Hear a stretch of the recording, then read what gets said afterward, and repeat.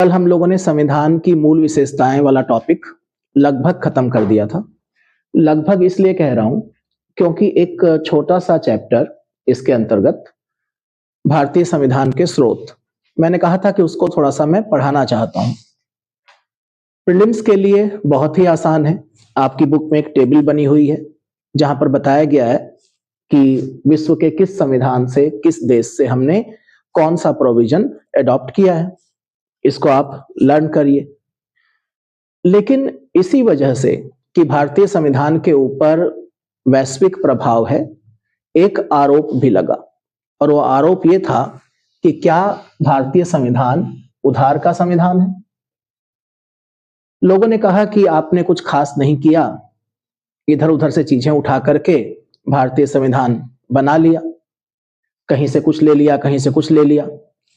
जिन लोगों की भाषा पर अच्छी पकड़ थी, अंग्रेज, उन्होंने कहा कि ये तो एक old wine in new bottle की तरह है। तो क्या वास्तव में ऐसा है, या फिर कहीं ऐसा तो नहीं कि अंग्रेज विद्वान, जिनका मानना था कि भारत एक सक्षम देश नहीं बनेगा, वो अपना एक संविधान भी नहीं बना पाएगा, एकजुट नहीं रह पाएगा, वो सिर्फ अपनी खीज उतार रहे थे। तो यहां पर मैं दो एग्जाम्पल लूंगा। भारत का जो संसदीय मॉडल है वो ब्रिटिश मॉडल है, यही कहा जाता है, और है भी। इसके अलावा भारतीय संविधान में कुछ तत्व अमेरिका से भी लिए गए हैं।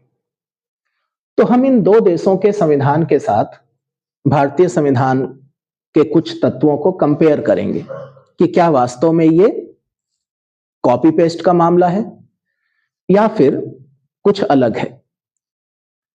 ये टेबल आप पूरी लर्न करेंगे। लेकिन तो देखिए, यहां पर कुछ पॉइंट लिखे हैं मैंने, जो ये साबित करेंगे कि भारतीय संविधान उधार का संविधान नहीं है। भारत और ब्रिटेन के संविधान को हम कंपेयर करेंगे इन ग्राउंड्स पर। लगभग 6-7 पॉइंट हैं। भारत और ब्रिटेन के संविधान में बहुत सारी समानताएं हैं, उसके बावजूद दोनों कितने अलग हैं, आपको इससे पता चलेगा। नेचर ऑफ द कॉन्स्टिट्यूशन, भारतीय संविधान की जो प्रकृति है वो रिटन है। भारतीय संविधान विश्व का सबसे लंबा लिखित संविधान है। उसे एक निश्चित समय में एक संविधान सभा के द्वारा बनाया गया, जबकि ब्रिटेन का संविधान न सिर्फ अलिखित है, ये ब्रिटिश परंपराओं और समझौतों पर निर्भर करता है। तो प्रकृति दोनों की बिल्कुल अलग अलग है। भारत में supremacy of the constitution, Bharat में संविधान की सर्वोच्चता है। लेकिन ब्रिटेन में किसकी सर्वोच्चता है? ब्रिटेन में सर्वोच्चता है संसद की। और ब्रिटेन में संसद की कितनी सर्वोच्चता है, इसके लिए मैं आपको 18वीं शताब्दी के एक स्विस ब्रिटिश विद्वान थे, कानून के जानकार, डी लोम, उनका एक कोट है। डी लोम ने कहा था कि the British parliament can do everything except make a women a man and a man a women. यानी डी लोम का कहना था कि ब्रिटिश संसद सब कुछ कर सकती है, सिवाय एक महिला को पुरुष नहीं बना सकती और एक पुरुष को महिला नहीं बना सकती। हालांकि आजकल की कानून की क्लासेज में अब एक नया मजाक चलता है कि भाई अब तो डी लोम का ये एक्सेप्शन भी खत्म हो गया, क्योंकि मेडिकल साइंस ने इतनी प्रगति कर ली है कि आप अपना जेंडर चेंज करा सकते हैं और संसद उसको कानूनी मान्यता देने वाला प्रस्ताव पारित कर देती है। तो अब तो संसद सब कुछ कर सकती है। खैर, तो यहां पर संसद संप्रभु है, सोवरेन है। शासन प्रणाली, भारत एक रिपब्लिक है, गणतंत्र है।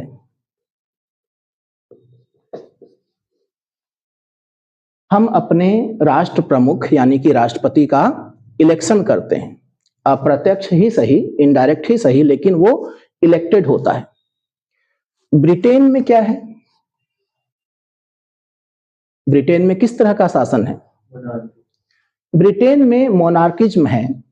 हमें जोड़ना चाहिए कॉन्स्टिट्यूशनल मोनार्किज्म। खाली राजतंत्र नहीं है, निरंकुश राजतंत्र नहीं है। कॉन्स्टिट्यूशनल मोनार्किज्म का मतलब होता है संवैधानिक राजतंत्र। वहां का राजा वहां की संसद के द्वारा बनाए गए नियमों और समझौतों से बंधा हुआ है, वो उनका उल्लंघन नहीं कर सकता। उसके बावजूद राष्ट्र प्रमुख यानी कि राजा या रानी हैं तो वंशानुगत ही ना। राजा के बाद या रानी के बाद उनका पुत्र या पुत्री गद्दी पर बैठेगा, चुनाव नहीं होगा। तो बुनियादी अंतर है, ये रिपब्लिक है और वो मोनार्क सिस्टम है। नागरिकता, भारतीय संविधान में इकहरी नागरिकता है, एकल नागरिकता है। अब यहां पर अगर मैं ये कह दूं कि ब्रिटेन में दोहरी नागरिकता है, तो थोड़ा सा हो सकता है कि आप चौंकें। है कुछ जानकारी आपको इसके बारे में? नहीं है। अधिकतर लोगों को यही पता है कि ब्रिटेन में भी इकहरी नागरिकता है भारत की तरह। ब्रिटेन एक यूनाइटरी, एकात्मक व्यवस्था वाला देश है, इसलिए वहां पर इकहरी नागरिकता होगी। थोड़ा सा तकनीकी मामला है, ब्रिटेन में नागरिकता सिटीजनशिप का मामला थोड़ा सा जटिल है, कॉम्प्लेक्स है। दरअसल एक मामले में ब्रिटेन में दोहरी नागरिकता है। अगर ब्रिटेन का कोई नागरिक किसी दूसरे देश की नागरिकता ले लेता है तो उसको ब्रिटेन की नागरिकता छोड़ने की जरूरत नहीं है, वो एक साथ 2 पासपोर्ट रख सकता है। लेकिन अगर भारत का कोई नागरिक स्वेच्छा से किसी दूसरे देश की नागरिकता ले लेता है तो उसको अपने देश की नागरिकता छूट जाती है। तो ये अंतर है। तो इस संदर्भ में ब्रिटेन में दोहरी नागरिकता है। हम में से अधिकतर लोग दोहरी नागरिकता के संदर्भ में यूएसए के ऊपर ध्यान केंद्रित कर लेते हैं कि दोहरी नागरिकता या डुअल सिटीजनशिप का मतलब होता है कि एक केंद्र की नागरिकता और एक राज्य की नागरिकता। वैसा नहीं, उस मामले में ब्रिटेन में भी इकहरी नागरिकता ही है, लेकिन एक साथ 2 देशों की नागरिकता ये ब्रिटेन में संभव है। जब हम नागरिकता वाला चैप्टर पढ़ेंगे यानी कि कॉन्स्टिट्यूशन में पार्ट 2, तो वहां पर मैं इसके बारे में आपको थोड़ा और डिटेल में बताऊंगा। ठीक है। इसके बाद बात करते हैं जुडिशियल रिव्यू की, न्यायिक समीक्षा। भारत में सुप्रीम कोर्ट, यहां तक कि हाई कोर्ट भी संसद और राज्य विधानमंडलों द्वारा बनाए गए कानून को रद्द कर सकते हैं, उनमें फेरबदल का आदेश दे सकते हैं। उनके उन प्रोविजंस को रद्द कर सकते हैं जो कॉन्स्टिट्यूशन के या फंडामेंटल राइट के अगेंस्ट हो। ब्रिटेन में यह संभव नहीं है कि वहां के न्यायालय संसद के द्वारा बनाए गए कानूनों को रद्द कर दें। प्रधानमंत्री, भारत में प्रधानमंत्री संसद के किसी भी सदन का सदस्य हो सकता है, चाहे लोकसभा हो चाहे राज्यसभा हो। यहां तक कि 6 महीने तक तो वो बिना सांसद बने भी प्रधानमंत्री रह सकता है। लेकिन ब्रिटेन में हाउस ऑफ कॉमन्स जरूरी है कि प्रधानमंत्री वहां के लोअर हाउस का ही मेंबर हो, और कोई लोअर हाउस का मेंबर ही प्राइम मिनिस्टर बन सकता है। बिना मेंबर ऑफ पार्लियामेंट बने आप ब्रिटेन में प्राइम मिनिस्टर नहीं बन सकते। कुछ और भी व्यवस्थाएं हैं, छाया मंत्रिमंडल, शैडो कैबिनेट। भारत में इस तरह की कोई व्यवस्था नहीं है, ब्रिटेन में है। शैडो कैबिनेट का मतलब यह होता है कि ब्रिटेन में जो अपोजिशन है वो अपना एक कैबिनेट बना लेता है और उसके मेंबर जो रियल कैबिनेट के मेंबर्स होते हैं उनके कार्यों पर निगाह रखते हैं। स्पीकर की भूमिका, स्पीकर दोनों ही जगहों पर न्यूट्रल होता है, लेकिन भारत में स्पीकर अपनी पॉलिटिकल पार्टी का मेंबर बना रहता है। ब्रिटेन में एक परंपरा है कि जो स्पीकर है वो अपने राजनीतिक दल को छोड़ देता है। इसीलिए वहां पर एक कोट प्रचलन में है, once a speaker always a speaker. ये सब जब हम आगे पढ़ेंगे संसद वगैरह तो वहां पर देखेंगे। तो इतने सारे अंतर हैं। अगर कॉपी पेस्ट का मामला होता तो हमारा संविधान भी अलिखित होता, हमारा संविधान भी इंग्लैंड की तरह एकात्मक होता, हमारे यहाँ भी संसद सर्वोच्च होती, हम भी राष्ट्र प्रमुख के तौर पर एक राजा का चयन कर लेते। जब देश आजाद हुआ तो 600 से ज्यादा राजा लाइन में लगे हुए थे, किसी को भी राष्ट्र प्रमुख बना लेते। हम भी अपने न्यायालयों को न्यायिक समीक्षा का अधिकार ना देते। तो इतने सारे अंतर हैं, उसके बावजूद ये कहा जाता है कि कॉपी पेस्ट है, बिल्कुल नहीं। एक और तुलना कर लेते हैं यूएसए के साथ। भारत और यूएसए के संविधानों में बहुत अंतर है, लेकिन जब ये कहा जाता है कि हमने कुछ चीजें जैसे कि मौलिक अधिकार और न्याय प्रणाली ये अमेरिका से प्रभावित है, तो किस हद तक है ये देख लें। जब बात आती है फंडामेंटल राइट की, तो अमेरिका में फंडामेंटल राइट एब्सोल्यूट है। एब्सोल्यूट या संपूर्ण होने का मतलब है कि वहां का जो लेजिस्लेचर है, वहां की जो विधायिका है, वो मौलिक अधिकारों में कोई कटौती नहीं कर सकती। भारत में संसद के पास ये अधिकार है कि उचित तरीके से, उचित तरीके का मतलब अमेंडमेंट के थ्रू, संशोधन के द्वारा वो मौलिक अधिकारों में परिवर्तन कर सकती है। इसके अलावा कुछ मौलिक अधिकार जैसे right to bear arms, America में हथियार रखना मौलिक अधिकार है, भारत में वो सख्त लाइसेंसिंग प्रणाली के अधीन है। फ्रीडम ऑफ प्रेस, भारत में प्रेस की स्वतंत्रता अलग से कोई मौलिक अधिकार नहीं है, वो अंडर आर्टिकल 19(1)(a) शामिल किया गया है। लेकिन अमेरिका में पहले ही संविधान संशोधन के द्वारा फ्रीडम ऑफ प्रेस को एक अलग मौलिक अधिकार बनाया गया। इसके अलावा भारत में मौलिक अधिकारों का निलंबन भी हो जाता है, जैसे कि नेशनल इमरजेंसी के दौरान जब भी देश में आर्टिकल 352 के अंतर्गत राष्ट्रीय आपातकाल घोषित किया जाता है तो फंडामेंटल राइट सस्पेंड हो जाते हैं। अमेरिका में नहीं हो सकता, यह अंतर है। जहां तक सवाल है जुडिशियल सिस्टम का, तो अमेरिकन जुडिशियल सिस्टम दोहरी प्रणाली पर आधारित है। संघीय व्यवस्था के लिए अलग सुप्रीम कोर्ट, राज्य की व्यवस्था के लिए अलग कोर्ट, और दोनों अपने अपने मामलों में स्वतंत्र हैं। भारत में इंटीग्रेटेड जुडिशियल सिस्टम है, जो मैंने कल भी समझाया था आपको। इसके अलावा भारतीय न्यायालयों के पास न्यायिक समीक्षा का दायरा उतना विस्तृत नहीं है जितना अमेरिकन न्यायालयों के पास है। भारत में न्यायाधीशों के रिटायरमेंट की एज फिक्स है 65 ईयर्स। आपको पता है अमेरिका में रिटायरमेंट की एज नहीं है, जहां तक न्यायालय के न्यायाधीशों का मामला है। वहां पर न्यायाधीश आजीवन काम कर सकते हैं जब तक वो खुद त्याग पत्र ना दे दें या फिर अक्षम ना हो जाएं। जब तक उनका दिमाग और हाथ चलता रहे तब तक वो काम कर सकते हैं। इसके अलावा अमेरिका में अदालतों के पास सलाहकारी क्षेत्राधिकार नहीं, जैसे हिंदुस्तान की सुप्रीम कोर्ट के पास अंडर आर्टिकल 143 राष्ट्रपति को सलाह देने की क्षमता है, वो अमेरिकन के पास नहीं है। अमेरिका में एक ज्यूरी सिस्टम काम करता है, जिसमें न्यायाधीश कुछ लोगों के एक ग्रुप के द्वारा दी गई सलाह के अनुसार निर्णय लेता है।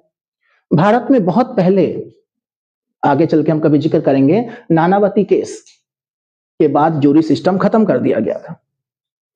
तो तमाम अंतर हैं, ये किसी भी तरीके से कॉपी पेस्ट का मामला नहीं है।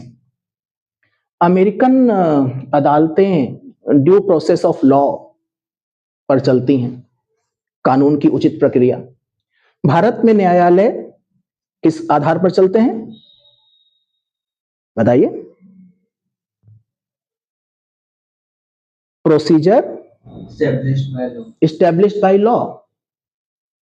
हालांकि पिछले काफी टाइम से भारतीय उच्चतम न्यायालय भी अब प्रोसीजर एस्टेब्लिश्ड बाय लॉ के साथ साथ ड्यू प्रोसेस ऑफ लॉ को भी लेके चल रहा है। जब हम फंडामेंटल राइट पढ़ेंगे उसमें आर्टिकल 14 और 21 के बीच में हम मेनका गांधी केस देखेंगे, वहां पर ड्यू प्रोसेस ऑफ लॉ आएगा, लेकिन अमेरिकन संविधान में वो मूल रूप में है। तो इतने सारे अंतर हैं। इसी तरीके से आपको और भी अंतर नजर आएंगे। ये छोटे से उदाहरण मैंने सिर्फ ये साबित करने के लिए कि कॉपी पेस्ट का मामला नहीं है। दरअसल भारतीय संविधान किसी एक मॉडल पर आधारित नहीं है। सिर्फ इसलिए कि यहां पर भी संसद है, यहां पर भी उसी प्रक्रिया से कानून बनते हैं, यहां पर भी सिविल सेवा है, हम ये नहीं कह सकते कि हमने ब्रिटेन को कॉपी कर लिया।